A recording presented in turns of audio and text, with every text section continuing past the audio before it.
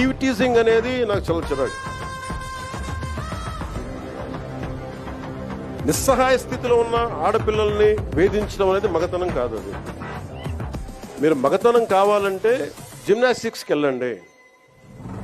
మీరు మగతనం ప్రూవ్ చేయాలంటే దేశం కోసం ఒళ్ళుంచి ఆర్మీలో జాయిన్ అవ్వండి. ఆడపిల్లల్ని ఏడిపించి అది మగతనం అంటే దొక్కి నార తీస్తాం, పిచ్చ పిచ్చ వేషాలు చేస్తాం. ఎందుకంటే ప్రతి ఇంట్లో ఆడపిల్లలు ఉన్నారు. తల్లి లేకుండా మనుగడ లేదు సృష్టిలో.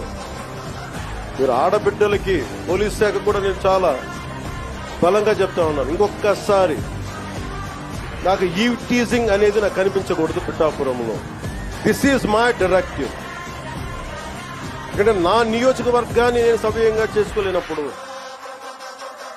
నా నియోజకవర్గాన్ని నేను సరిగ్గా కాపాడుకోలేను, నా డిప్యూటీ ముఖ్యమంత్రి పదవి దేనికి, అధికారులు ఉండటం దేనికి?